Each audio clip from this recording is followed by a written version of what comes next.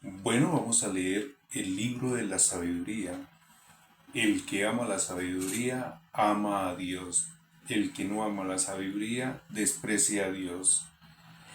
Y muchas cosas más. Bueno, vamos a ver de qué se trata. Sabiduría. Primero, título y origen. El título completo del libro, como aparece en los manuscritos griegos, es Sabiduría de Salomón. El canon de Marotorib lo cita como sabiduría escrita por los amigos de Salomón en su honor. Se da, pues, una fluctuante atribución del libro a Salomón. Sin embargo, hoy se acepta que el libro fue compuesto originalmente en lengua griega a comienzos del siglo I antes de Cristo en Alejandría. Es, pues, el libro más reciente del Antiguo Testamento. Segundo, unidad, estructura y contenido. Aunque discutida en tiempos pasados, en la actualidad se acepta la unidad de composición. Si no hubiera sido escrito por una única persona, habría que pensar al menos en una misma escuela. En verdad, que la primera parte del libro es superior en inspiración y belleza literaria a la segunda, lo cual abogaría en favor de dos autores distintos. Sin embargo, los procedimientos de composición, la estructura arquitectónica del conjunto, así como su mismo pensamiento, todo confluye en la unidad de autor. Como ha puesto de relieve Wright, el libro ha sido compuesto utilizando la divina proporción o regla áurea, que nació como norma de proporcionalidad en la arquitectura y luego se extendió a otras artes e incluso a la literatura. La extensión de cada una de las secciones del libro se hallan en proporción matemática con el resto según la siguiente fórmula: m entre paréntesis m más m mayúscula igual a m mayúscula m mayúscula, donde m es cada una de las secciones menores del libro y m mayúscula cada una de las secciones mayores. Una sección mayor puede ser, a su vez, sección menor de otra sección más amplia. Mensaje. El contexto en el que se escribe el libro de la sabiduría es el de conflicto entre la fe tradicional de Israel y la pujante cultura helenística. El autor acoge en su obra la mentalidad y las formas literarias helenísticas, conservando al mismo tiempo en su integridad la fe tradicional judía. El libro presenta, pues, un aspecto externo totalmente griego, animado por un alma del todo judía. En este contexto, el mensaje del libro se centra en tres grandes grupos de ideas. Ante todo, la descripción de la verdadera sabiduría como el don de lo alto y comunicación de Dios. Así lo expone Salomón en su discurso, y por ello, al concluirlo, la pide a Dios. Esta comunicación de Dios al hombre, la verdadera sabiduría, es la realidad que juzga toda la vida humana. Por eso, con relación a ella, puede comprenderse en su sentido profundo todas las realidades que el hombre percibe como negativas y sin sentido, como tipos de sinsentido. El libro de la sabiduría expone tres: el sufrimiento, la carencia de hijos y la muerte temprana. Estos males se comprenden como designios secretos de Dios que deben su sentido a la justicia. La justicia, identificada aquí con la sabiduría, es lo único verdaderamente definitivo. La justicia es inmortal. 1.15. Finalmente, en la última parte del libro, el autor recurre a una relectura de la experiencia del Éxodo para mostrar cómo todas las criaturas, obedientes al designio divino, favorecen a los justos y sirven de castigo a los malvados. 11.5. La justicia es inmortal. Capítulo primero. Exhortación a amar la justicia. Amad la justicia los que gobernáis la tierra, pensad del Señor con rectitud, buscadle con sencillez de corazón, porque se deja hallar por los que no la tientan, se manifiesta a los que de él no desconfían. Los pensamientos retorcidos alejan de Dios, y su poder puesto a prueba confunden a los imprudentes. Pues en el alma malévola no entra la sabiduría, ni habita en un cuerpo esclavo del pecado, porque el Santo Espíritu que nos forma huye de la doblez, se aleja de los pensamientos insensatos, y se siente ultrajado si ocurre una injusticia. La sabiduría es un espíritu que ama a los hombres, pero no dejará impunes los labios blasfemos, pues Dios es testigo de sus interioridades. Vigilante veraz de su corazón y oidor de su lengua. Porque el Espíritu del Señor llena todo el orbe, y Él, que todo lo abarca, todo lo conoce.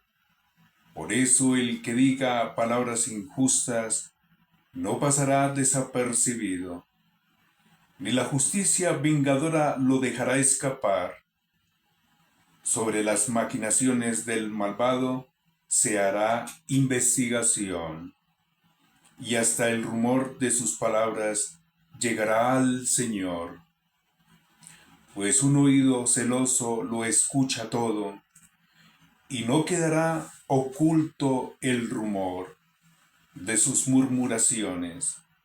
Guardados pues de las murmuraciones vanas, preservad vuestra lengua de maledicencias, porque el dicho más secreto no deja de surtir efecto, y una boca mentirosa da muerte al alma. No corráis tras la muerte, con los extravíos de vuestra vida, ni os atraigáis la ruina con las obras de vuestras manos, que no fue Dios quien hizo la muerte, ni se goza con el exterminio de los vivientes, pues todo lo creó para que perdurase, y saludables son las criaturas del mundo. No hay en ellas veneno exterminador, ni el imperio del abismo reina sobre la tierra, porque la justicia es inmortal, pero la injusticia atrae la muerte. Discurso del malvado. Los malvados llaman a la muerte con señas y palabras. La tienen por amiga y por ella perecen. Con ella hacen pacto porque merecen ser su posesión. Capítulo 2. Dicen entre sí, calculando falsamente, corta y triste es nuestra vida. Para el fin del hombre no hay remedio, y no se conoce persona que se salve del abismo, porque somos hijos del azar, y tras esto seremos como si no hubiéramos sido, porque humo es la respiración de nuestras narices, y el pensamiento una centella del latido de nuestro corazón. Una vez extinguido, el cuerpo se torna ceniza, y el espíritu se desvanece como aire sutil. Nuestro nombre con el tiempo caerá en el olvido, nadie se acordará de nuestras obras. Como huella de nube pasará nuestra vida, se disipará como niebla, perseguida por los rayos del sol y por su calor abatida. Pues nuestra vida es el peso de una sombra, nuestro fin es sin retorno, porque se pone el sello y nadie vuelve. Gocemos, pues, de los bienes existentes, usemos de la creación como en la juventud, apresuradamente, llenémonos de vinos exquisitos y perfumes, y no dejemos pasar ni una flor de la primavera. Coronémonos de capullos de rosas antes que se marchiten, que no faltemos ninguno a nuestra orgía, por todas partes dejemos señales de nuestro regocijo, pues esta es nuestra herencia y nuestra suerte. Oprimamos al justo pobre, no perdonemos a la viuda, ni respetemos las añosas canas del anciano. Sean nuestra fuerza la norma de la justicia, porque lo débil está visto que es inútil. Acechemos al justo, pues nos fastidia.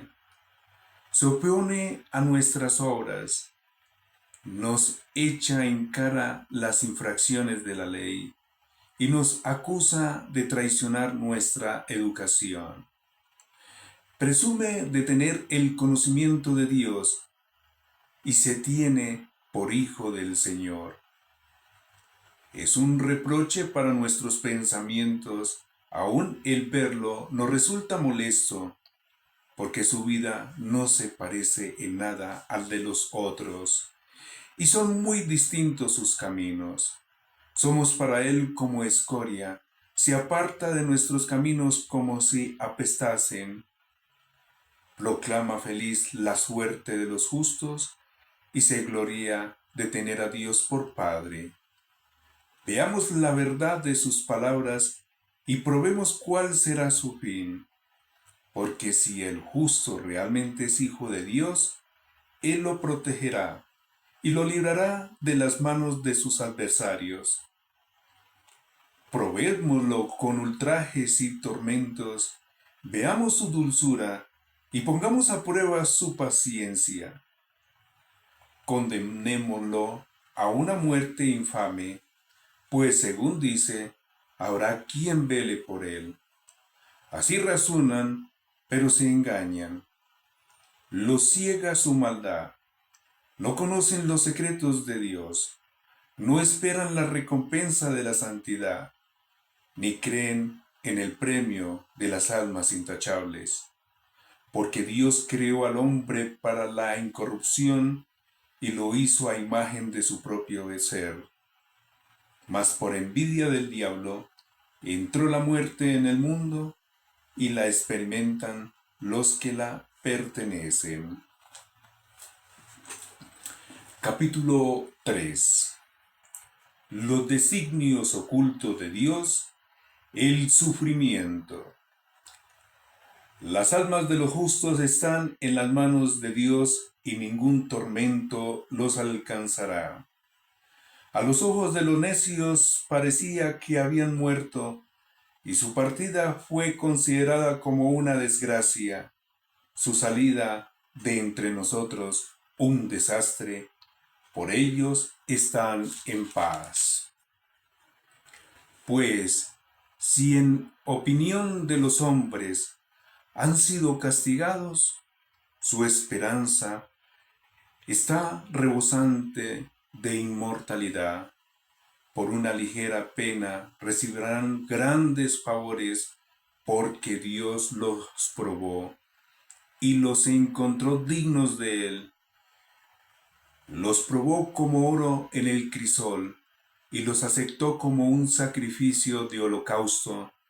A la hora de su visita brillarán como chispa que se propaga en los rastrojos.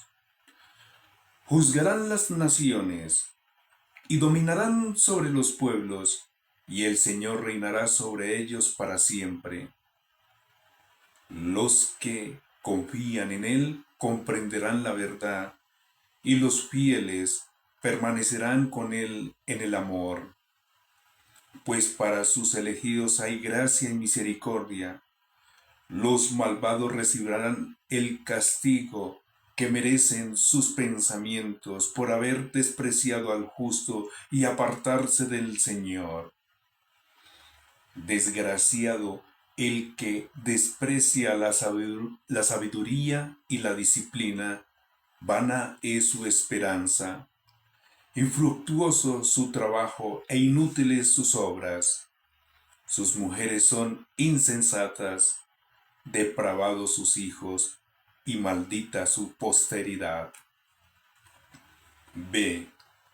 La carencia de hijos. Bendita la estéril sin tacha, que no conoció el lecho pecaminoso, será fecunda en la visita de las almas. Dichoso también el eunuco, cuyas manos no hicieron la maldad, y que no alimentó malos pensamientos contra el Señor, pues le será dado especial galardón por su fidelidad, y un puesto agradable en el templo del Señor. Porque glorioso es el fruto del trabajo honrado, y la raíz de la sabiduría es imperecedera. Los hijos de los adúlteros no prosperarán, y la descendencia de un hecho pecador desaparecerá. Aunque vivan muchos años, serán tenidos como nada, y serán despreciados hasta el final de su vejez. Y si mueren temprano, no tendrán esperanza, ni consuelo en el día de la sentencia, pues duro es el destino de la raza injusta. Capítulo 4. Más vale no tener hijos y poseer la virtud, porque el recuerdo de la virtud es inmortal. Dios y los hombres la estiman igualmente, presente la imitan, ausente suspiran por ella. En la eternidad coronada celebrará su triunfo, por haber vencido sin tacha en los combates. La turba prolífica de los malvados no prosperará. Salida de retoños bastardos no echará honda raíz, ni tendrá suelo seguro. Aunque brotaran ramos verdes por algún tiempo, no estando ella bien afianzada en el suelo, será sacudida por el viento y arrasada por la violencia del huracán.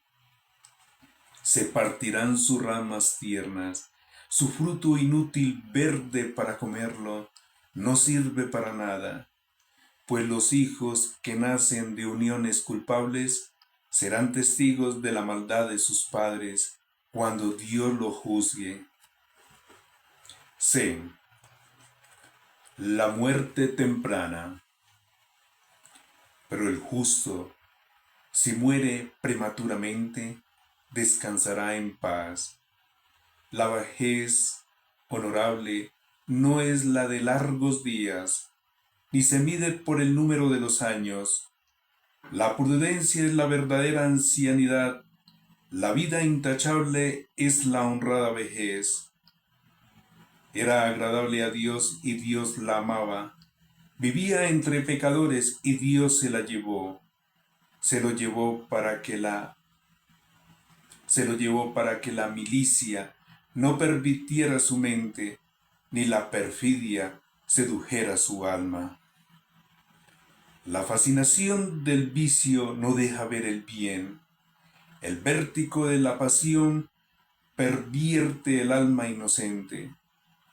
Llegado a la perfección en poco tiempo, llenó una larga vida. Como su alma era agradable al Señor, se apresuró a sacarlo de un medio corrompido. Las gentes lo ven, pero no lo comprenden ni reflexionan sobre esto, que para sus elegidos hay gracia y misericordia, y para sus santos protección. La muerte del justo condena la vida del malvado, la juventud tempranamente acabada, la larga vejez del injusto. Verán el fin del sabio, sin comprender los designios de Dios sobre él, ni por qué le puso el Señor en seguridad.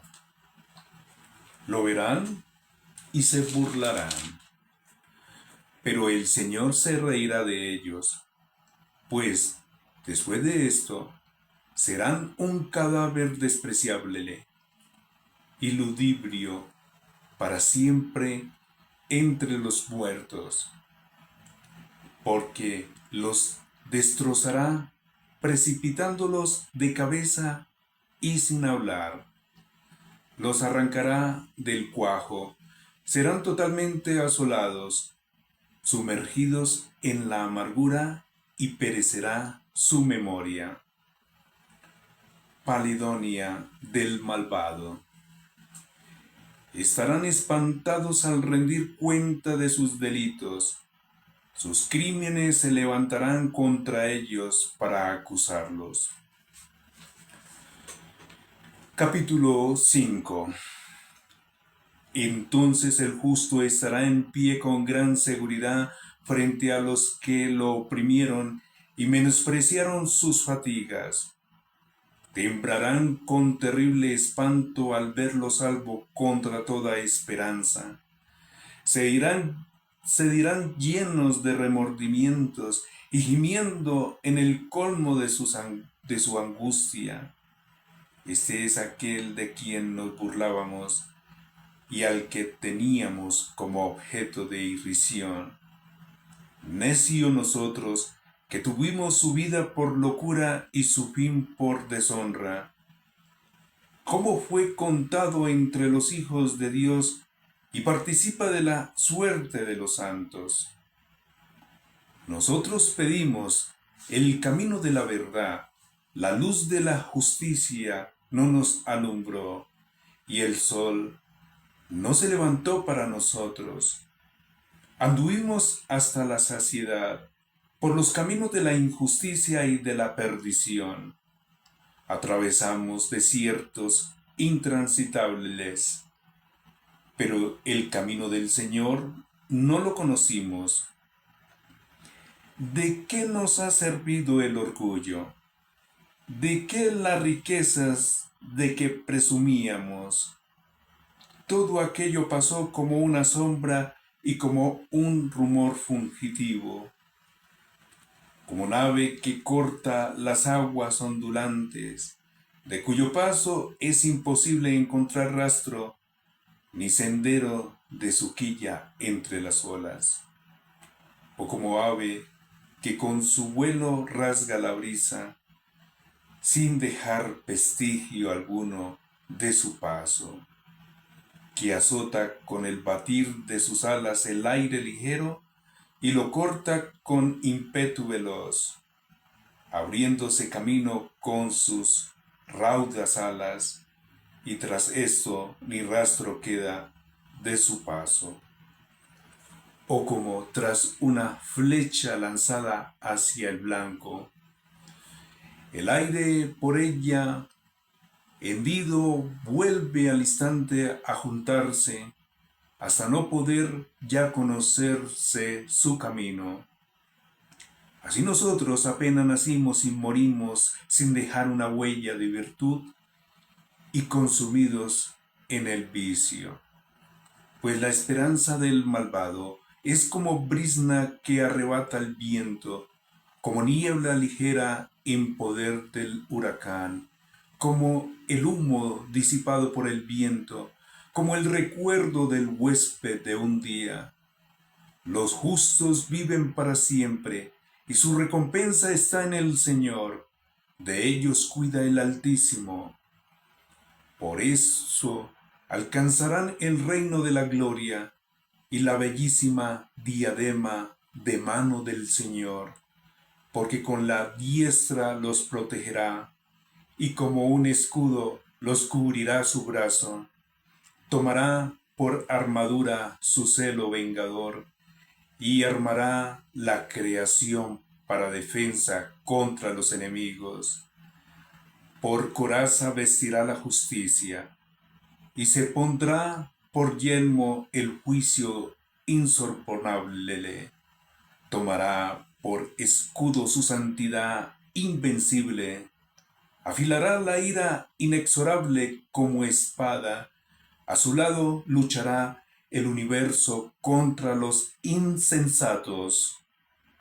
Saldrán certeras las saetas de los rayos, de las nubes, como de arco bien tensado, y volarán al blanco, y como por una ballesta serán lanzadas, granizadas furibundas. El agua del mal se enfurecerá contra ellos, y los ríos los anegarán sin misericordia. Su soplo fortísimo los embestirá, y como huracán los aventará. La iniquidad hará un desierto de la tierra entera, y la maldad volcará los tronos de los poderosos. Capítulo 6. Exhortación a buscar la sabiduría. Escuchad, pues, reyes, y entended. Aprended los que regís los confines de la tierra.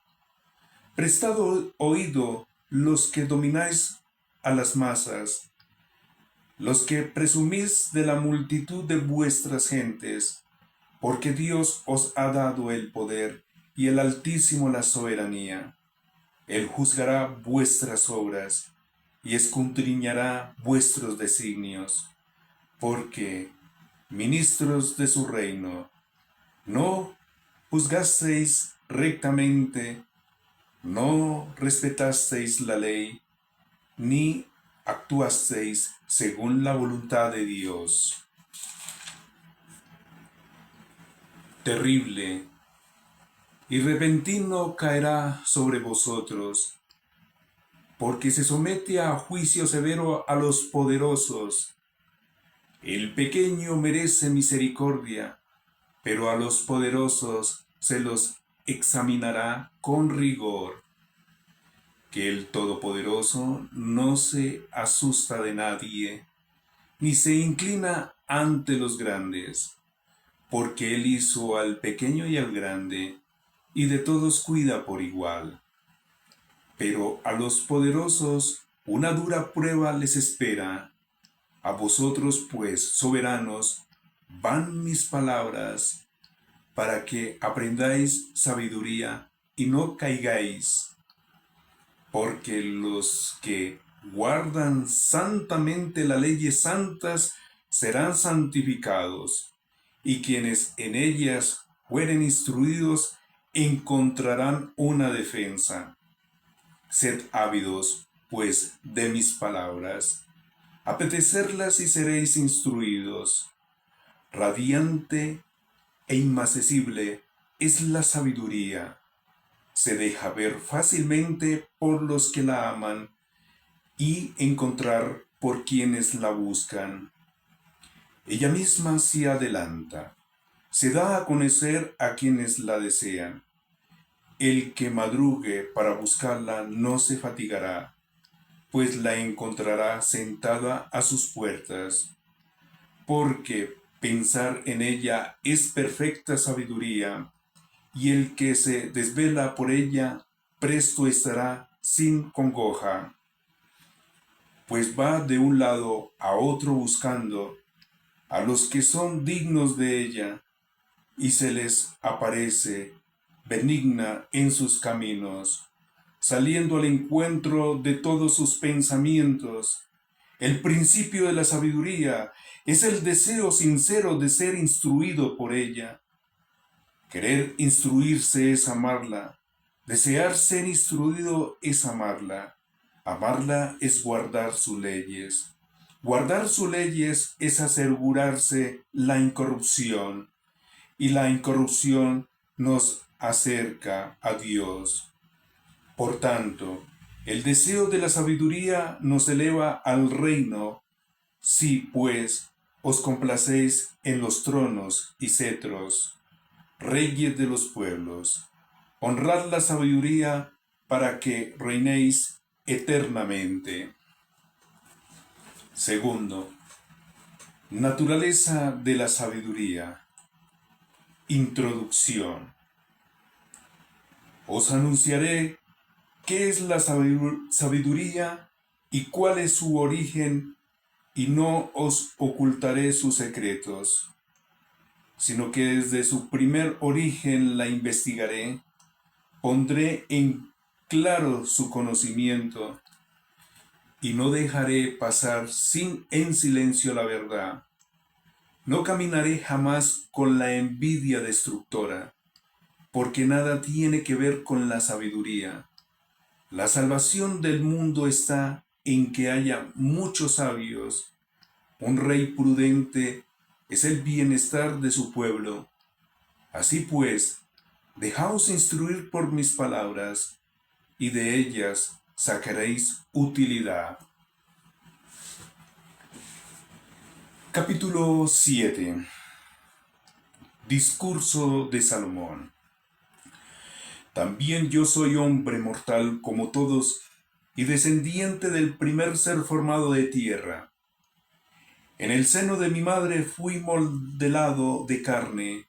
Durante 10 meses fui consolidado con su sangre, de semen de varón, y del placer que acompaña al sueño. Ya nacido, respiré el aire de todos, caí en la tierra que todos pisamos, y como todos, mi primer grito fue el llanto. En pañales y con mimo fui criado. Ninguno entre los reyes tuvo otro principio al nacer. Una es la entrada en la vida para todos, e idéntica la salida. Por eso supliqué, y me fue concedida la prudencia. Oré, y vino a mí el espíritu de sabiduría. La preferí a los cetros y a los tronos, y en su comparación tuve en nada la riqueza. Ni la comparé a piedra inestimable, pues todo el oro en su presencia es un poco de arena. Como lodo es reputada la plata ante ella. La amé más que a la salud y a la belleza, y preferí su posesión a la misma luz, porque su resplandor es inextinguible. Me vinieron con ella todos los bienes, pues ella tenía en sus manos una riqueza incalculable. Yo me gozo de todos estos bienes, porque es la sabiduría quien lo dirige, pero ignoraba que fuese ella la madre de todos. Sin malicia la aprendí, sin envidia la comunico, sus riquezas no escondo, porque es tesoro inagotable para los hombres. Los que la poseen se atraen la amistad de Dios, recomendados por los dones de la educación. Que Dios me conceda hablar con inteligencia y pensar dignamente de sus dones, porque Él es la guía de la sabiduría y quien dirige a los sabios. En sus manos estamos nosotros y nuestras palabras. Toda la prudencia y toda la ciencia de los técnicos, porque Él me dio el verdadero conocimiento de las cosas para conocer la constitución del universo, las propiedades de los elementos, el principio, el fin y el medio de los tiempos, los cambios de los solsticios y la sucesión de las estaciones, los ciclos del año y las posiciones de los astros, la naturaleza de los animales y los instintos de las fieras, la fuerza de los vientos y los razonamientos de los hombres, la verdadera de las plantas y las virtudes de las raíces. Conocí todo lo oculto y todo lo visible, porque me lo enseñó la sabiduría, artífice de todo ello, pues hay en ella un espíritu inteligente, santo, único, multiforme, sutil, ágil, penetrante, incontaminado, diáfano, impasible, amante de lo bueno, agudo, incoercible, benéfico, amante de los hombres, estable, firme, sin preocupación, todopoderoso, que todo lo vigila y penetra en todos los espíritus inteligentes, puros y sutiles. La sabiduría es más movible que todo movimiento, se difunde y penetra en todo por su pureza, porque es un efluvio del poder de Dios, una efusión pura de la gloria del Todopoderoso. Por eso nada manchado penetra en ella. Es el resplandor de la luz eterna, espejo inmaculado de la actividad de Dios y una imagen de su bondad. Y aunque es una, lo puede todo, sin salir de sí todo lo renueva, y en todas las edades, derramándose en almas santas, hace de ellas amigos de Dios y profetas, porque Dios nos ama, sino porque Dios no ama sino al que convive con sabiduría. Ella es más bella que el sol y supera las constelaciones de las estrellas, porque comparada con la luz del día, sale vencedora. Pues a esta sucede la noche, pero la maldad nada puede contra la sabiduría. Capítulo 8.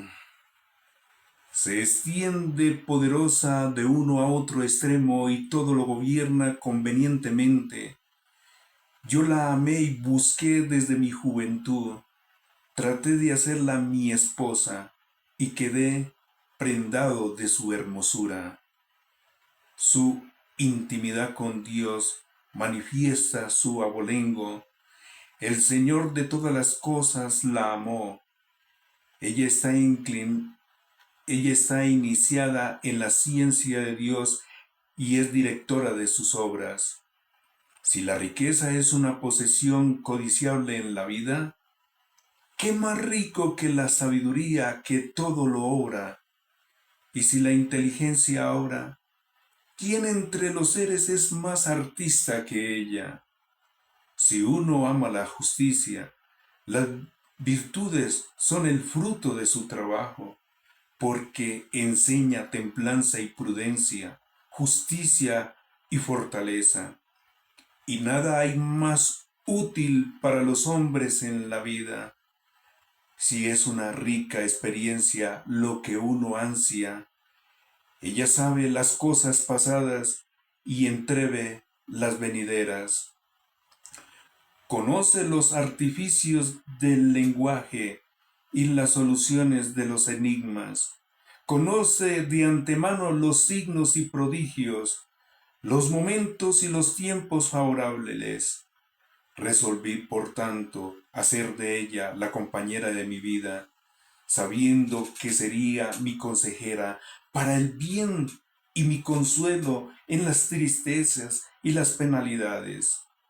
Tendré por ella gloria entre las gentes y honor ante las naciones, aunque soy joven. Al hacer justicia, se reconocerá mi agudeza, y a los ojos de los poderosos causaré admiración. Si yo callase, aguardarán que hable. Si hablo, me escucharán. Y si prolongo mi discurso, pondrán el dedo sobre su boca. Tendré por ella la inmortalidad, y eterno recuerdo dejaré a los venideros. Gobernaré pueblos, y las naciones se someterán a mí. Al oír de mí me temerán los terribles tiranos. En medio del pueblo me muestro bueno, y en la guerra valeroso. Al volver a mi hogar descansaré junto a ella, porque su trato no tiene amargura, ni dolor la intimidad con ella, sino placer y gozo.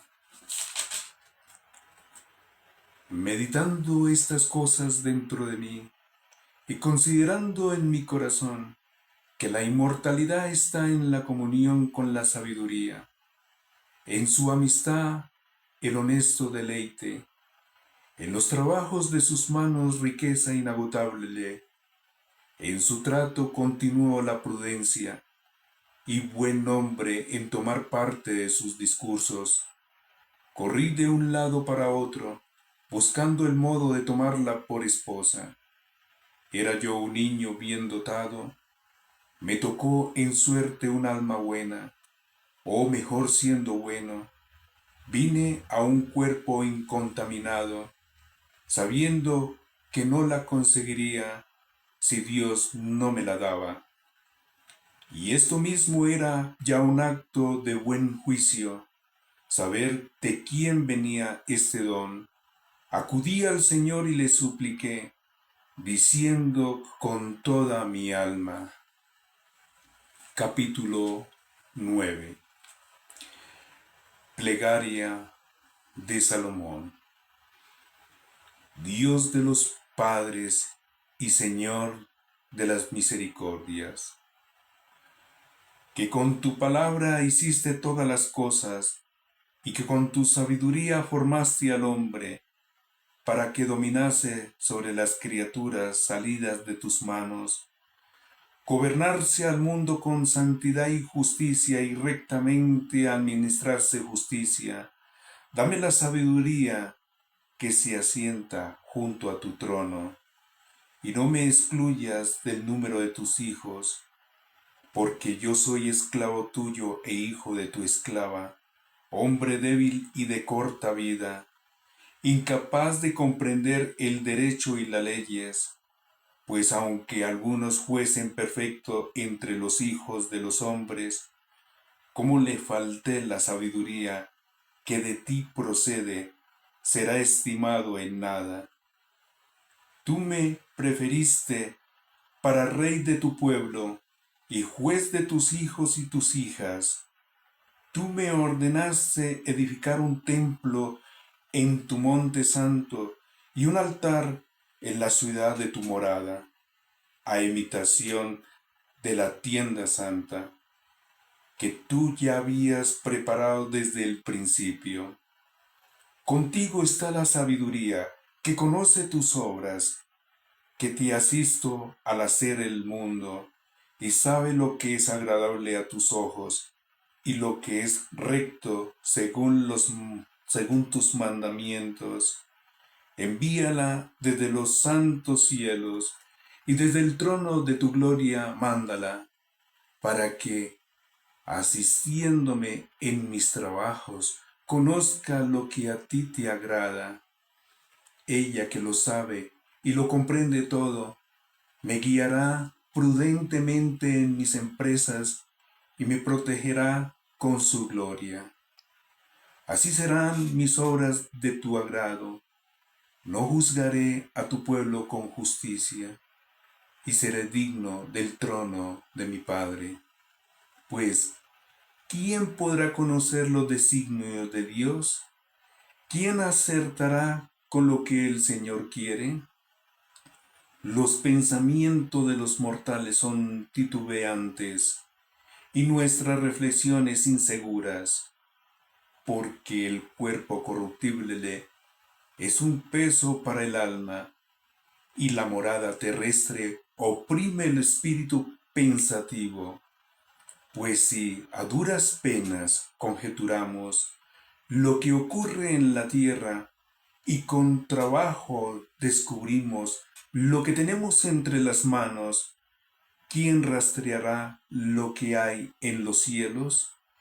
¿Quién conoció tu designio si tú no le diste la sabiduría y enviaste desde los cielos tu Santo Espíritu? Así fueron rectificados los caminos de la tierra. Los hombres aprendieron aquello que te agrada y se salvaron gracias a la sabiduría. Tercero, la sabiduría en la historia. Capítulo 10. De Adán a Moisés. Ella guardó al primer ser formado por Dios, Padre del mundo, cuando él todavía era la única criatura, le levantó de su caída, le dio fuerza para dominarlo todo. Pero el hombre injusto en su cólera se apartó de ella y pereció por su saña fracticida. Cuando por culpa de él el agua inundó la tierra, ella le salvó de nuevo, llevando al justo a través de las aguas sobre un simple leño. Cuando las naciones unánimes en su perversidad fueron confundidas, ella fue quien puso los ojos en el justo, lo conservó irreprochable ante Dios y lo sostuvo fuerte por encima del entrañable amor a su Hijo. Ella, mientras era exterminados los malvados, salvó al justo, que, que huía del fuego caído sobre las 5 ciudades. Como testigos de su maldad subsisten todavía una tierra desolada y humeante, plantas que dan frutos que no llegan a madurar, y una estatua de sal levantada en recuerdo de un alma incrédula. Pues por apartarse del camino de la sabiduría, no sólo se dañaron desconociendo el bien, sino que dejaron los vivientes un recuerdo de su insensatez, para que su pecado no pudiese permanecer oculto. Mas la sabiduría a sus servidores lo libró de sus trabajos. Ella guió por senderos rectos al justo, que huía de la ira de su hermano. Le mostró el reino de Dios y le dio conocimiento de las cosas santas. Le hizo prosperar en sus fatigas y multiplicó el fruto de sus trabajos. Le asistió contra la avaricia de sus explotadores y lo enriqueció. Lo preservó de sus enemigos y lo protegió contra los que le tendían lazos. Le otorgó el galardón tras duro combate, para que conociese que la piedad es más fuerte que todas las cosas. No desamparó al justo que había sido vendido, y lo libró de caer en el pecado. Descendió con él al calabozo, y no lo abandonó entre los hierros, hasta levantarlo al cetro real y al poder sobre sus tiranos. Puso en evidencia la mentira de sus difamadores y le dio una gloria eterna. Ella libró de naciones opresoras al pueblo santo y a la estirpe irreprochable. Entró en el alma de un siervo del Señor e hizo frente a reyes temibles con prodigios y señales.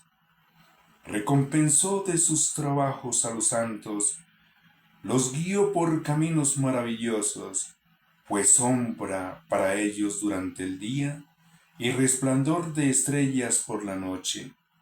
Los hizo atravesar a pie el mar rojo y pasar a través de muchas aguas. Sumergió a sus enemigos y los vomitó de las profundidades del abismo. Por esto los justos despojaron a los malvados, celebraron, Señor, tu nombre santo, y con corazón unánime alabaron tu diestra vencedora, porque la sabiduría abrió la boca de los mudos y soltó la lengua de los niños. Capítulo 11. Fidelidad de Dios para con su pueblo en el Éxodo, el agua y la sed. Les dio prosperidad en sus empresas por mano de un santo profeta. Atravesaron un desierto inhabitable y en parajes inaccesibles plantaron sus tiendas. Hicieron frente a los enemigos y rechazaron a sus adversarios. Tuvieron sed y te invocaron. Una rosca escarpada les dio agua. Una dura piedra remedió su sed. Pues lo que sirvió de castigo para sus enemigos fue favor para ellos cuando se vieron en necesidad, mientras que a los otros, en castigo de su edicto infanticida, le diste el manantial siempre corriente de un río, enturbiado con su sangre mezclada de barro. A los tuyos le diste, contra toda esperanza, aguas abundantes, tras haberlas mostrado con la sed aquella, como habías castigado a sus enemigos. Pues a través de sus pruebas, que no eran más que correcciones de misericordia, vinieron a conocer con qué tormentos fueron atormentados los malvados juzgados sin piedad. Pues a los tuyos los probaste, como padre que amonesta, a los otros los castigaste, como rey severo que condena. Tanto presentes como ausentes eran igualmente atribulados, porque una doble pena les alcanzó y gimieron por el recuerdo del pasado. Pues cuando oyeron que sus propios castigos venían a ser favores para los otros, sintieron la mano del Señor, aquel a quien ellos en otro tiempo expusieron en el agua y luego lo rechazaron con burla. Lo llenó de estupor al fin de estos sucesos, al sentir una sed muy distinta de la de los justos. B. Los animales. Y en pago de sus locos pensamientos de injusticia, que los extraviaron hasta hacerlos adorar reptiles sin razón y bestias despreciables, les enviaste como castigo una muchedumbre de animales irracionales, para que conocieran que por lo que uno peca, por eso es atormentado. El poder de la misericordia de Dios. Pues bien podían tu mano omnipotente, que creó el universo de la materia informe, envíales manadas de osos o arrogantes leones, o ferocísimas bestias desconocidas, a tal propósito creadas, que respirasen aliento inflamado, lanzando rugidos humeantes, o que relampagueasen centellas aterradoras por sus ojos, bestias tales que no sólo con sus maléfico contacto podían aniquilarlos, sino que con su sola vista podían hacerles perecer de terror, y aun sin esto podían ser derribados de un soplo, perseguidos por la justicia y barridos por tu aliento poderoso. Pero tú lo has regulado todo, con número, con peso y con medida, porque el desplegar gran poder está siempre en tu mano. ¿Y quién puede resistir a tu brazo poderoso? Pues el mundo entero es ante ti como un granito de arena en la balanza y como gota de rocío mañanero que cae sobre la tierra. Tienes misericordia de todos, porque todo lo puedes, y pasas por alto los pecados de los hombres para llevarlos al arrepentimiento. Tú amas todo lo que existe, y no aborreces nada de lo que hiciste, pues si algo aborrecieras, no lo hubieses creado. ¿Y cómo subsistiría nada si tú no lo quisieras? ¿Y cómo subsistiría nada si tú no lo quisieras? ¿O cómo podría conservarse si no hubiese sido llamado por ti? Pero tú perdonas a todos, porque todo es tuyo, Señor, que amas cuanto existe. Capítulo 12. Porque tu espíritu incorruptible está en todas las cosas. Por eso corriges poco a poco a los que pecan y los amonestas, recordándoles su pecado para que se aparten de la maldad y crean en ti, Señor. A los antiguos moradores de tu santa tierra, que odiabas por sus hechos abominables, sus prácticas de magia y ritos sacrílegos,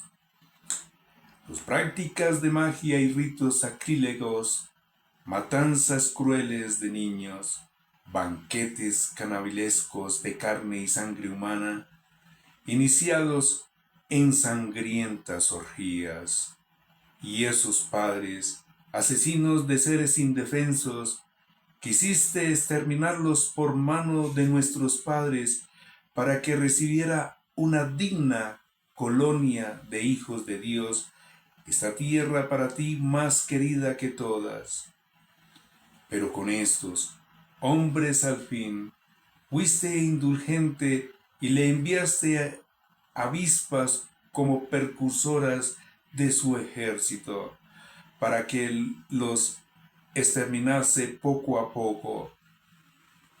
Tú hubieras podido en batalla campal entregar a los malvados en manos de los justos y aniquilarlos de golpe con bestias feroces o con una severa palabra. Pero castigándolos poco a poco les daba lugar a arrepentirse. Aún no ignorabas que su raza era perversa y su maldad congénita, que Jonías, perdón, que jamás su pensamiento mudaría. Era una raza maldita desde su origen, y no por temor a nadie dejaba sin castigo sus pecados, porque ¿quién osará decirte qué has hecho? ¿Quién se opondrá a tu sentencia? ¿Quién presentará querella ante ti por las gentes destruidas que tú mismo habías creado? ¿O quién comparecerá ante ti como defensor de los hombres injustos? Pues no hay Dios fuera de ti que de todo cuide, al que tengas que probar. que tú no has juzgado injustamente, ni rey o tirano que pueda desafiarte, defendiendo a los que tú castigas. Tú eres justo y gobiernas el universo con justicia, y consideras incompatible con tu poder condenar a un hombre que no merezca ser castigado. Porque tu fuerza es el principio de tu justicia, y el ser tú Señor de todo te hace ser indulgente con todo. Solo cuando se duda de la plenitud de tu poder, despliegas tu fuerza y confundes la osadía de los que dudan de ella. Pero tú, aun siendo el más fuerte, juzgas con benignidad y nos gobiernas con mucho miramiento, porque tienes a mano el poder cuando quieres. Enseñaste a tu pueblo con este modelo de obrar que el justo debe ser humano, y diste buenas esperanzas a tus hijos de que después del pecado das lugar al arrepentimiento, porque si a los enemigos de tus hijos y reos de muerte castigaste con tanto miramiento e indulgencia, dándoles tiempo y ocasión para que se apartasen de la maldad, con cuánta mayor consideración castigaría a tus hijos, pues con juramentos y pactos prometiste a sus padres grandes bienes.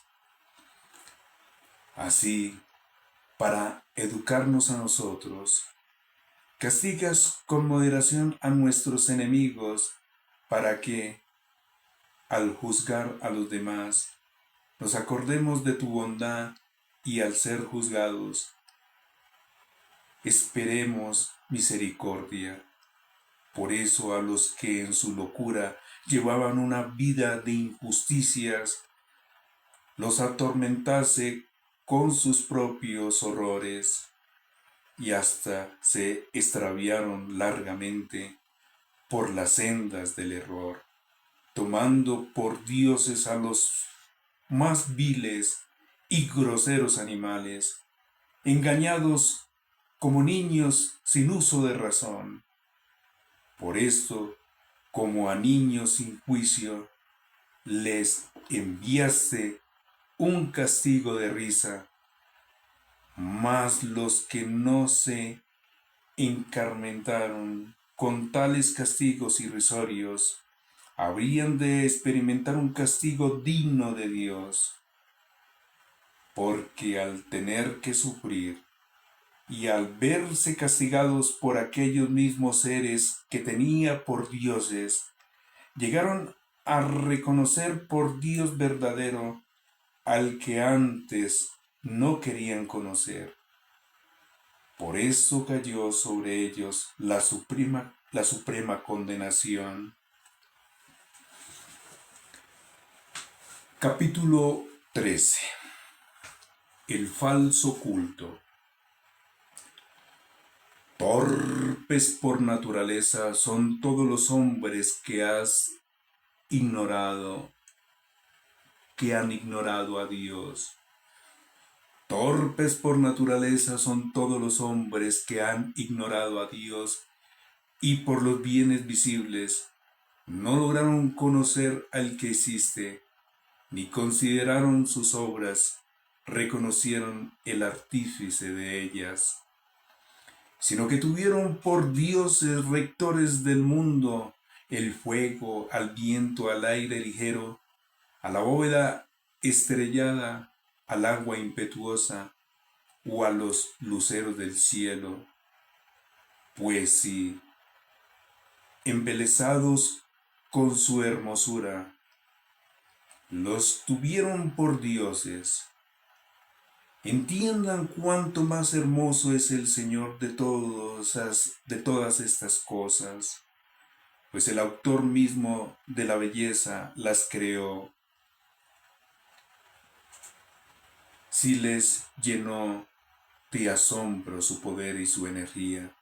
Aprendan de ahí cuánto más poderoso es quien lo formó, pues por la grandeza y la hermosura de las criaturas se descubre por analogía a su hacedor, mas con todo no se merecen un duro reproche, porque quizá se extravían.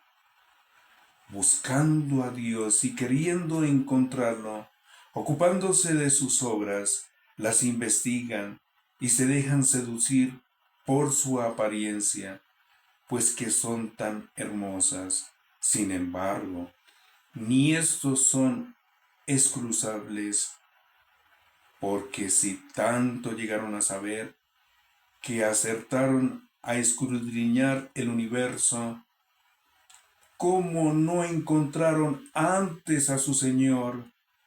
Desgraciados, en cambio, y con la esperanza puesta en cosas muertas, los que llamaron dioses a obras de manos de hombre, oro y plata trabajados con arte, figuras de animales y a una piedra inútil, obra de mano antigua.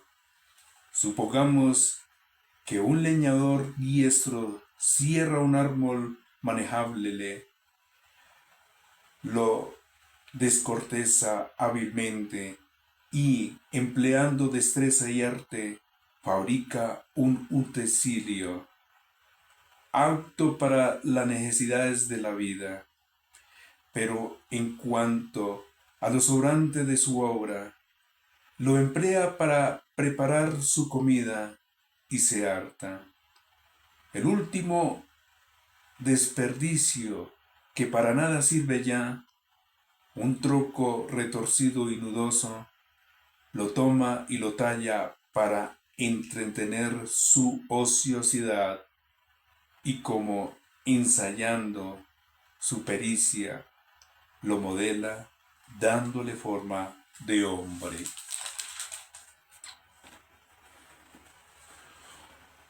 O le da figura de un vil animal, tapa sus defectos con masilla y lo pinta de rojo.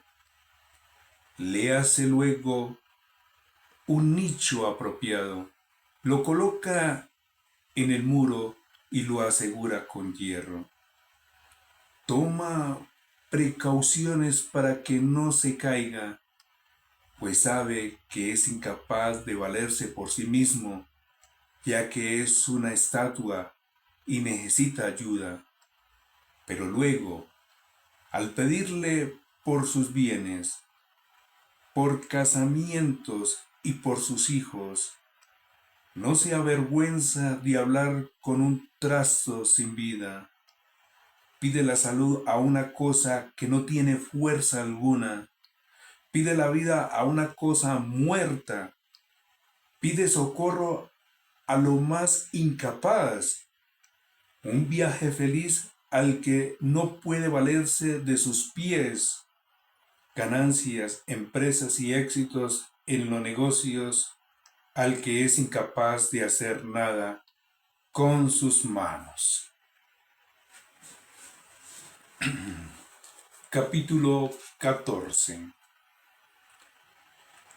Otro, al hacerse a la mar y a punto de desafiar el furor de las olas, implora a un troco más frágil aún que el barco que lo lleva, porque el barco lo ideó la sed de lucro.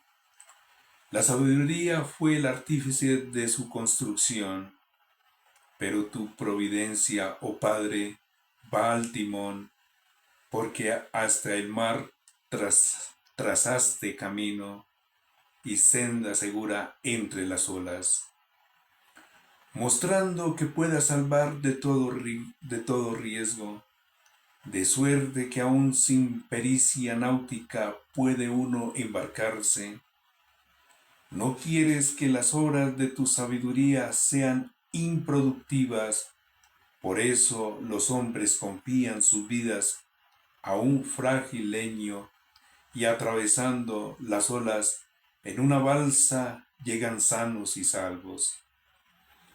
Y ya al principio, mientras perecían los gigantes orgullosos, la esperanza del mundo refugiada en una barca pilotada por tu mano, lego al mundo semilla de una nueva generación.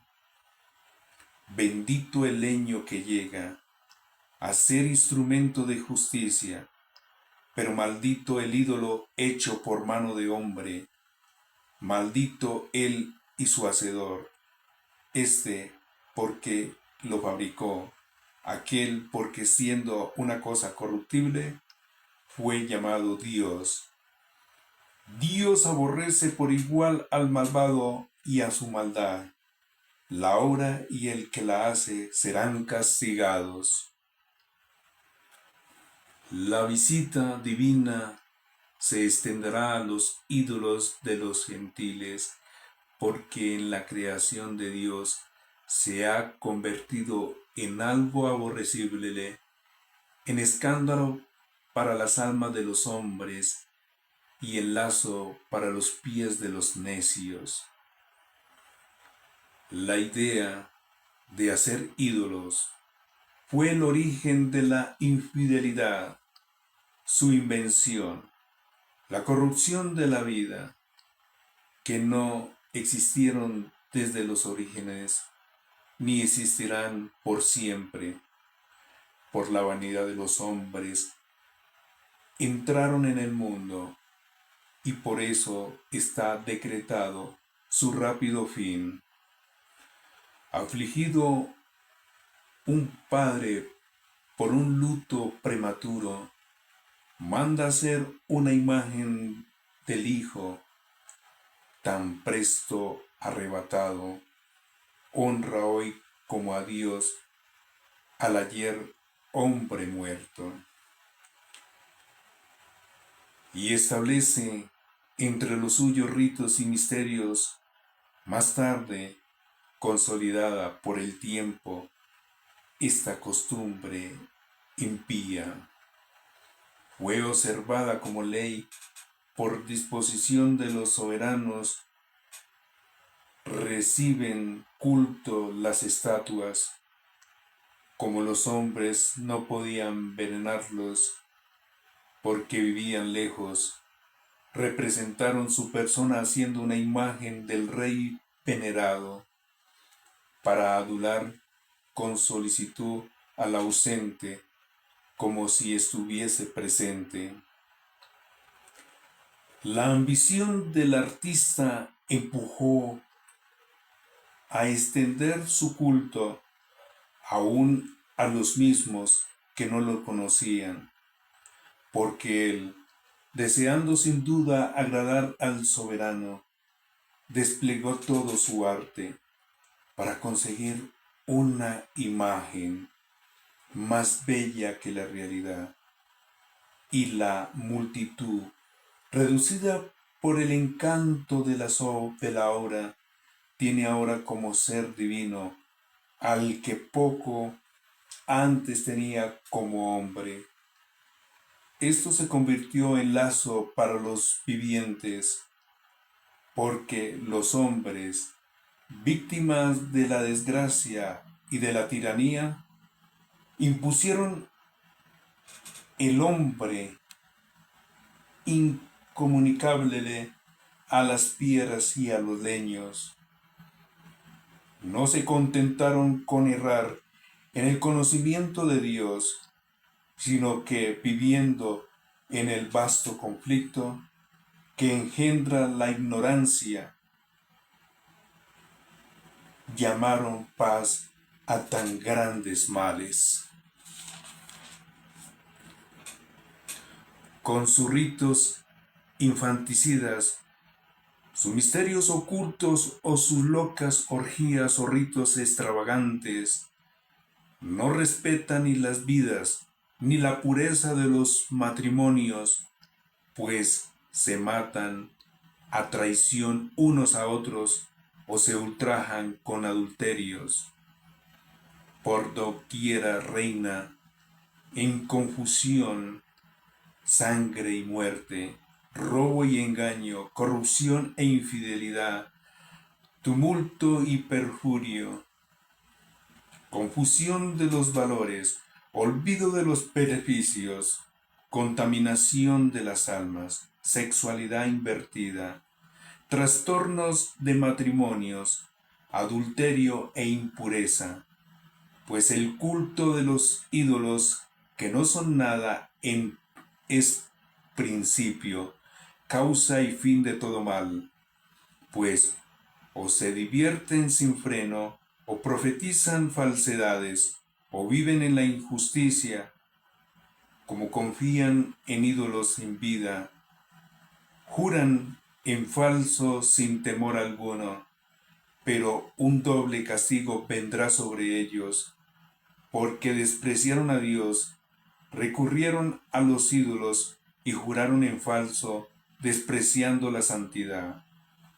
No es el poder de los ídolos por los que juraron, sino la justicia que actúa sobre los pecadores, la que sanciona las transgresiones de los hombres injustos. Capítulo 15.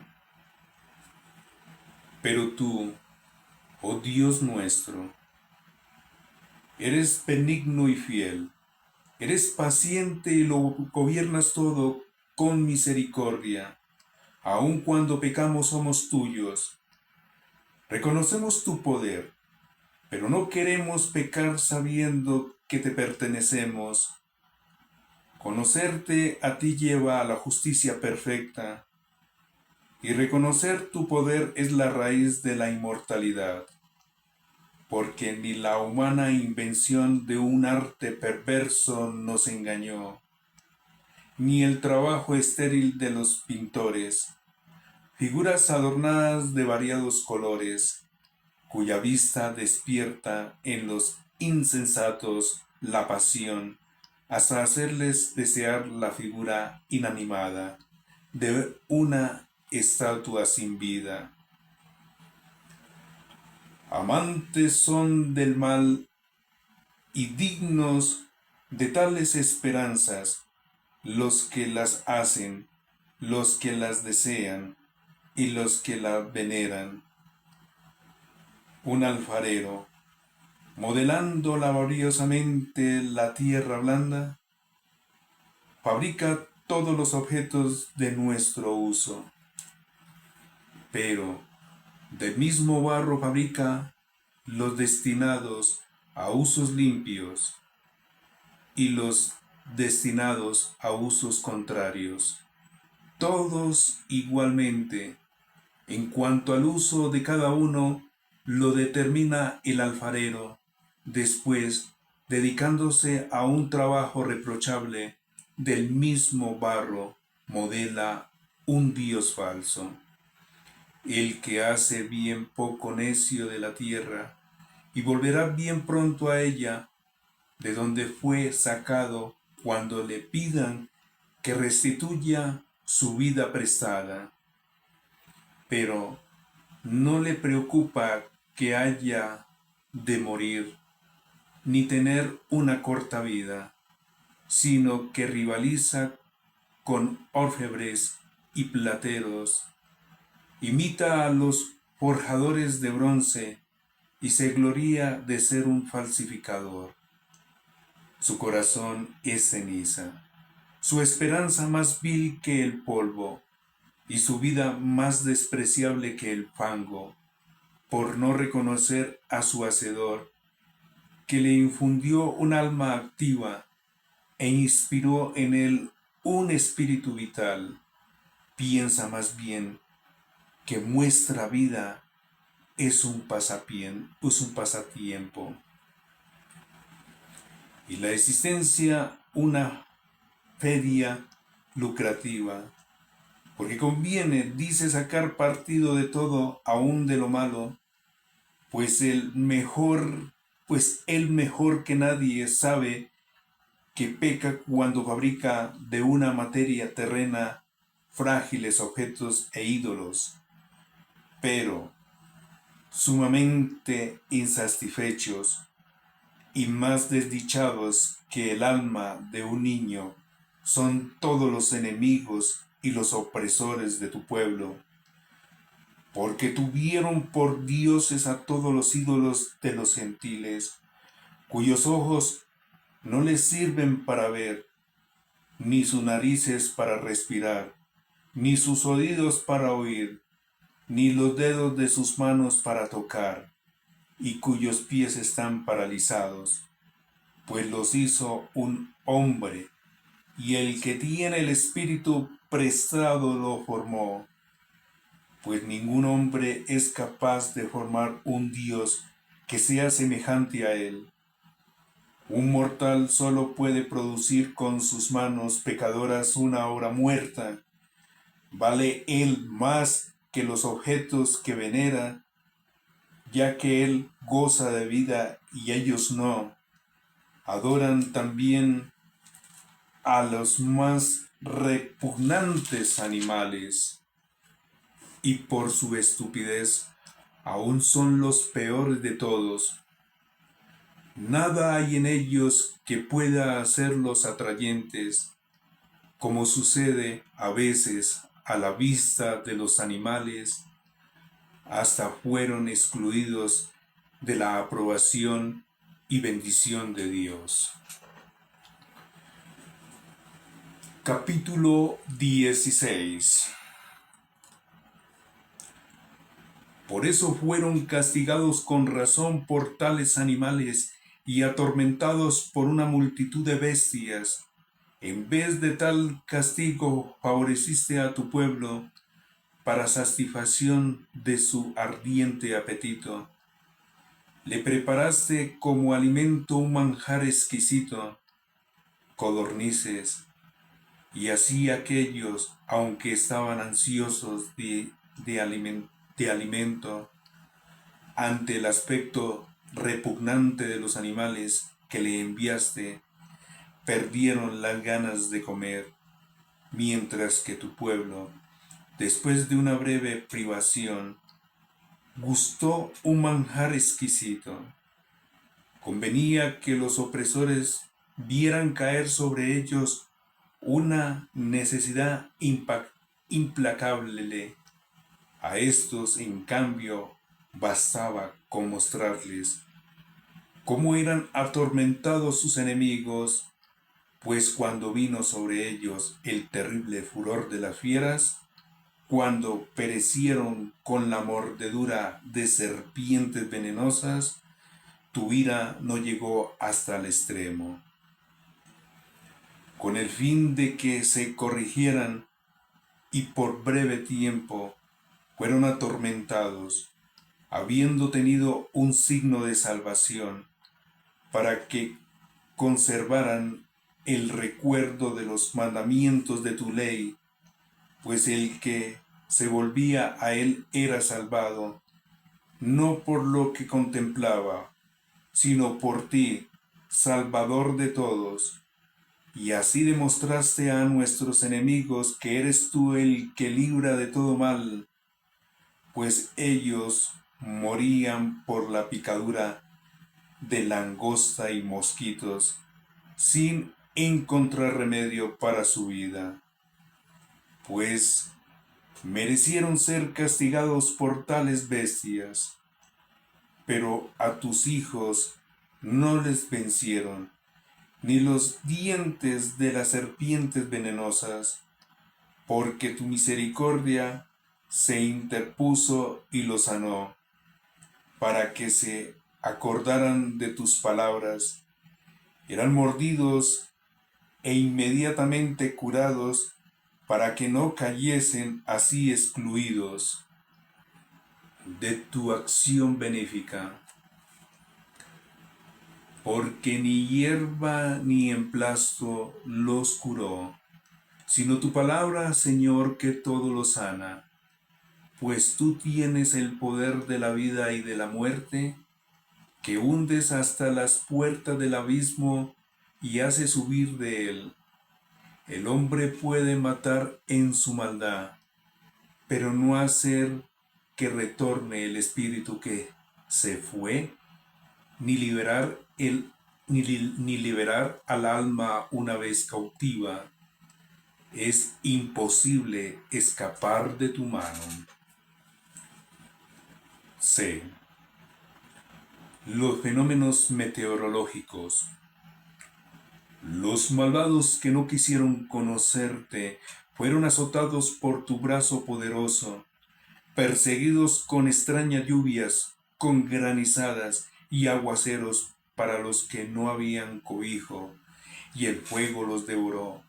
Y lo extraño era que en el agua, donde todo se apaga, el fuego se volvía más voraz, pues la naturaleza combate por los justos.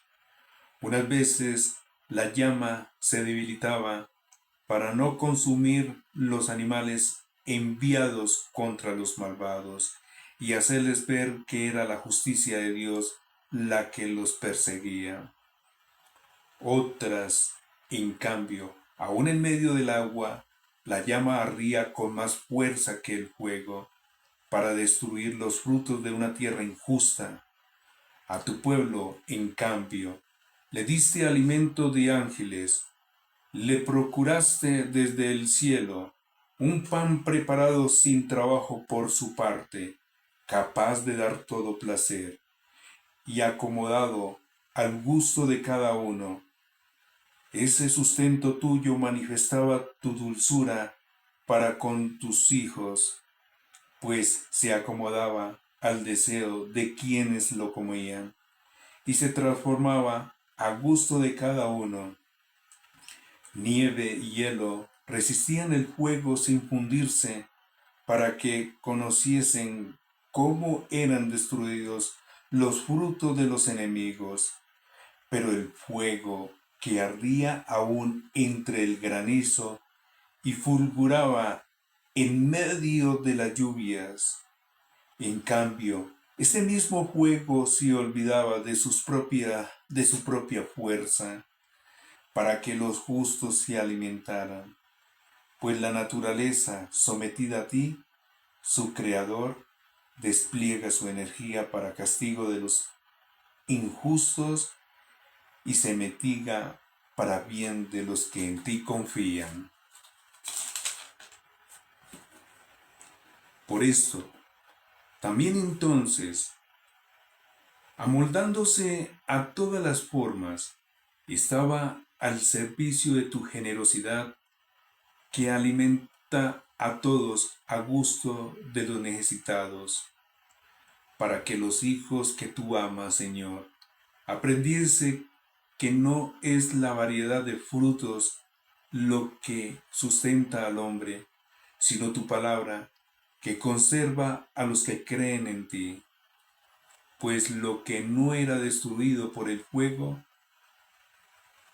se derretía simplemente calentando por un tenue rayo de sol, para que todos aprendieran que es necesario adelantarse al sol para darte gracias y acudir a ti al despuntar la aurora, porque la esperanza del ingrato se deshará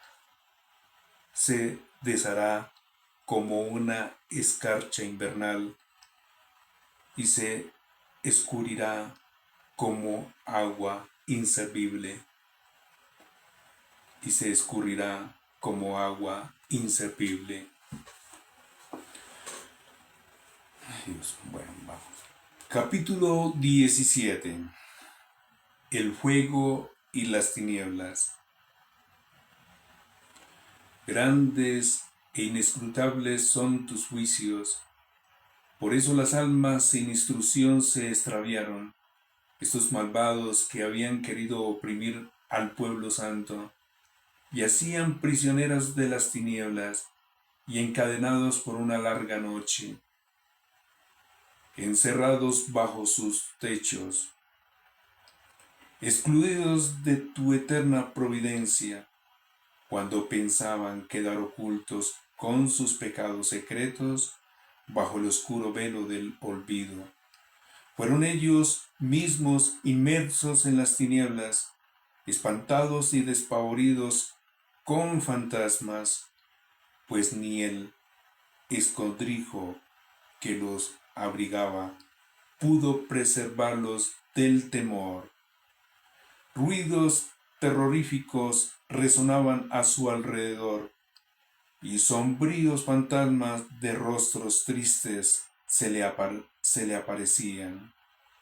Ni el fuego más potente era capaz de dar luz, ni la llama brillante de los astros podían iluminar aquella noche horrenda. Solo se les dejaba ver una hoguera que se encendía por sí misma e infundía terror. Una vez desaparecida la visión, quedaban aterrados y les parecía más terrible aún lo que habían visto. Los trucos de la magia fueron un fracaso y la ciencia de que presumían una frustración. Los que prometían ahuyentar los miedos y las perturbaciones de las almas acobardadas, ellos mismos padecían un miedo ridículo. Aunque no hubiera nada terrible que pudiera asustarlos, ellos, sobresaltados por el paso de los animales y el silbido de las serpientes, se morían temblando de miedo, no atreviéndose ni a mirar al aire, al que de ningún modo es posible evitar. Pues la maldad es cobarde y se condena por su propio testimonio, acosada por su propia conciencia. Siempre se imagina lo peor, porque el temor no es otra cosa que la renuncia a los auxilios de la razón. Cuando menor es la confianza en los recursos interiores, mayor se juzga la ignorada causa del tormento. Ellos, en medio de aquella noche impotente, salida de las profundidades del impotente abismo, sumidos todos en el mismo sueño, unos eran perseguidos por fantasmas monstruosos, otros desfallecían por abatimiento, porque un repentino e inesperado terror se había apoderado de ellos. Luego, si alguno caía, allí era encarcelado, prisionero en una cárcel sin rejas.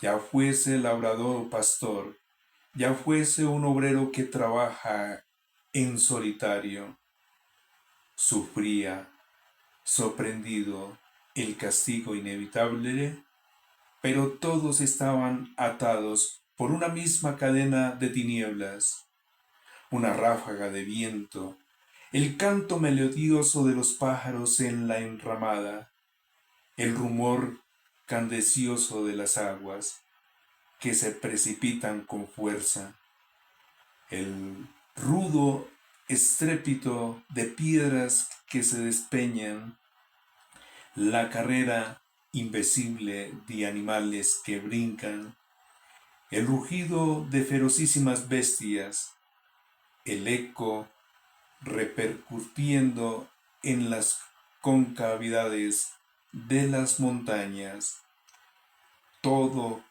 los dejaba paralizados de terror, mientras todo el universo era iluminado por una luz esplendorosa y se entregaba a sus trabajos libremente. Solo sobre ellos se había extendido una densa noche, imagen de las tinieblas que les estaban reservadas. Pero ellos eran más pesados para sí que las mismas tinieblas. Capítulo 18. Una luz espléndida brillaba en cambio para tus santos. Los egipcios, que oían su voz sin ver su figura, los proclamaban dichosos, aunque primero hubiesen padecido, porque no los maltrataban por los agravios recibidos, les daban gracias y les pedían perdón por su hostilidad.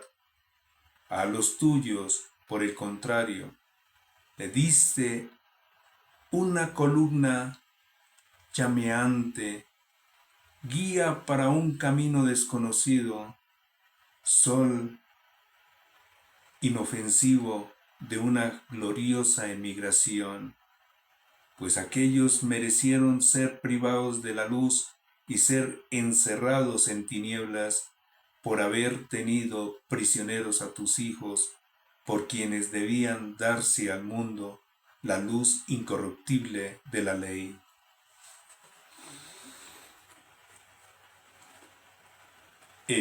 La muerte. A los que habían resuelto matar a los hijos de los santos, de los que uno solo fue expuesto y se salvó, en castigo les quitaste la muchedumbre de sus hijos y los hiciste perecer a todos juntos en un agua impetuosa. Aquella noche les fue de antemano anunciada a nuestros padres para que, sabiendo con certeza a qué juramento se habían confiado, tuvieran buen ánimo. Tu pueblo esperaba la salvación de los justos y la perdición de los enemigos. Pues con lo mismo que castigabas a los enemigos, nos glorificaste a nosotros, llamándonos a ti. Los hijos santos de los justos ofrecían sacrificios en secreto y de común acuerdo establecieron el pacto divino de que los santos compartiesen igualmente bienes y peligros, cantando ante las alabanzas de los padres. El grito discordante de los enemigos les hacía eco y se extendía la triste voz de los que lloraban a los hijos muertos. El esclavo y el señor eran castigados con igual justicia. El plebeyo sufría igual que el rey. Todos, sin excepción, tenían muertos innumerables, heridos por un mismo género de muerte, y los vivos no bastaban para enterrarlos, ya que en un instante lo más noble de su linaje había sido destruido.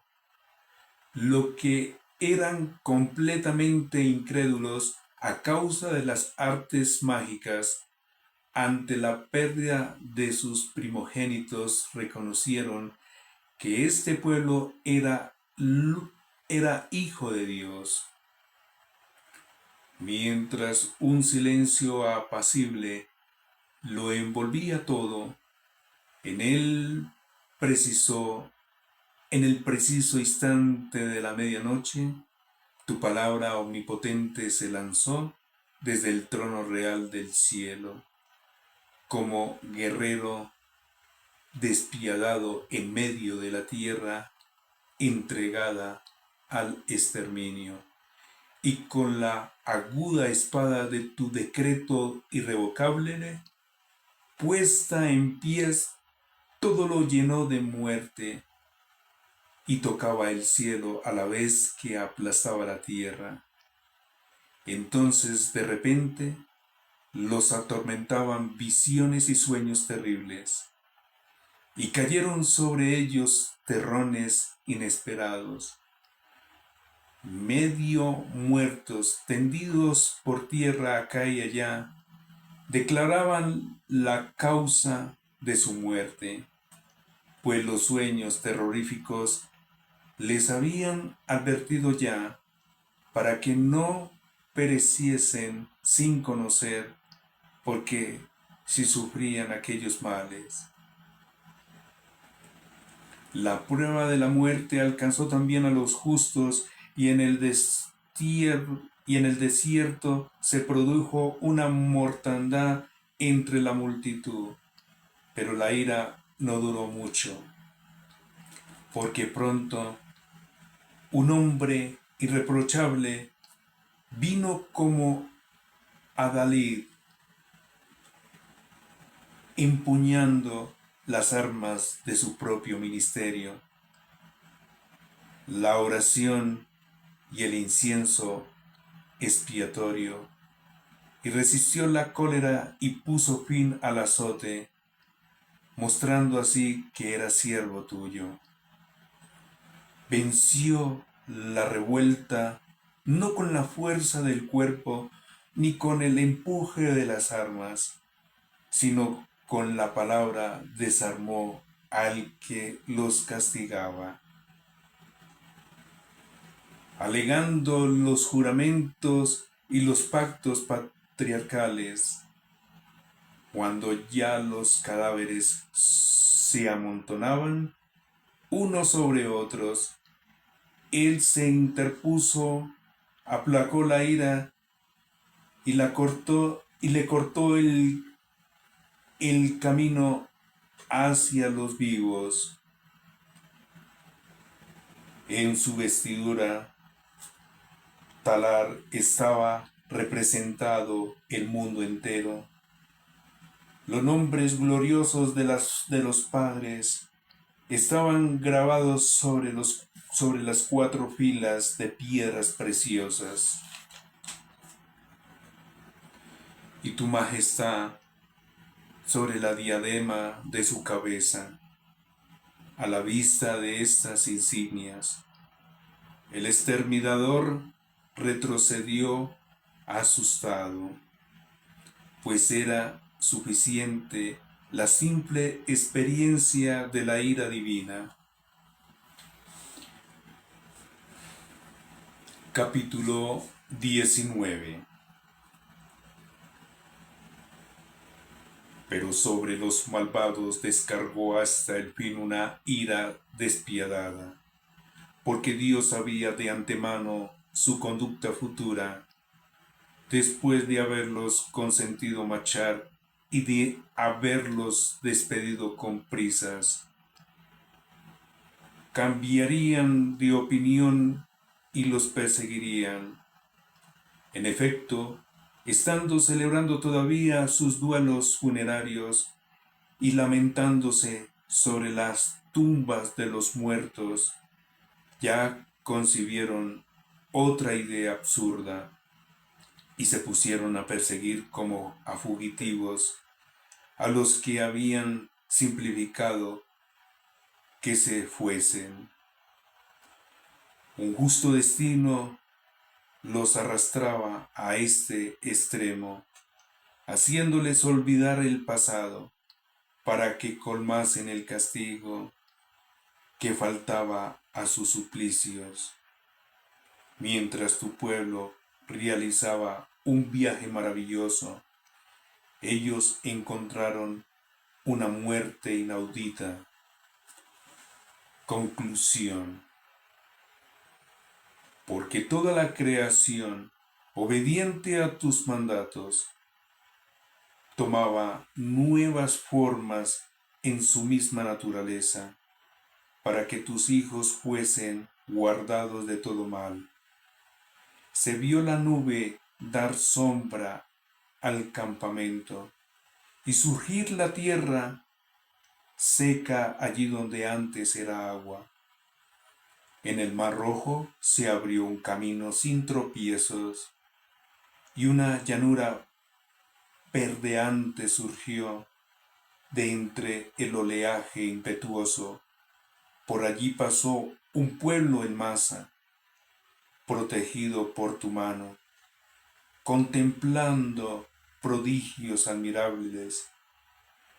Eran apacentados como potros y triscaban como corderos, alabándote a ti, Señor, su libertador, pues se acordaban todavía de lo ocurrido en su salida, como en vez de producir ganados, la tierra produjo mosquitos, y en vez de peces, el río arrojó multitud de ranas. Más tarde, vieron un nuevo modo de nacer las aves, cuando, impulsados por el apetito, pidieron manjares regalados, y para saciarlos, subieron del mar las codornices, mientras sobre los pecadores cayeron los castigos. No son, no sin precederles las señales precursoras de violentos rayos, pues justamente padecían por sus maldades, por haber alimentado el odio más feroz contra los extranjeros, porque algunos no acogieron a los desconocidos que llegaban, pero ellos esclavizaron a huéspedes bienhechores, y no solo eso, sino que les espera el castigo, porque recibieron con hostilidad a los extranjeros. Pero ellos, después de haberlos recibidos con fiestas y haberlos hecho ya partícipes de sus derechos, los maltrataron con crueles trabajos. Fueron también heridos de ceguera, como aquellos que a la puerta del justo, envueltos en profundas tinieblas, buscaban la entrada de su puerta. Los elementos se intercambiaban sus propiedades, como los instrumentos de cuerda cambian su ritmo, conservando, sin embargo, su tonalidad, lo cual se puede claramente ver con el examen cuidadoso de los hechos, pues los animales terrestres se volvían acuáticos y los que nadan se trasladaban a tierra. El fuego en el agua redoblaba su propia fuerza y el agua olvidaba su fuerza extintora. Las llamas, por el contrario, no consumían las carnes de endebles animales que en ellas se movían, ni se derretía aquel alimento celestial, semejante al rocío y tan frágil como él. De mil formas, Señor, engrandeciste a tu pueblo y lo glorificaste, y no dejaste de asistirlo en todo tiempo y lugar. Bien, gracias a Dios ya finalizamos 19 capítulos. Traté de hacerlo mejor, me equivoqué, pero ahí en lo posible traté de corregir donde hubo el error. Muchas gracias por su atención.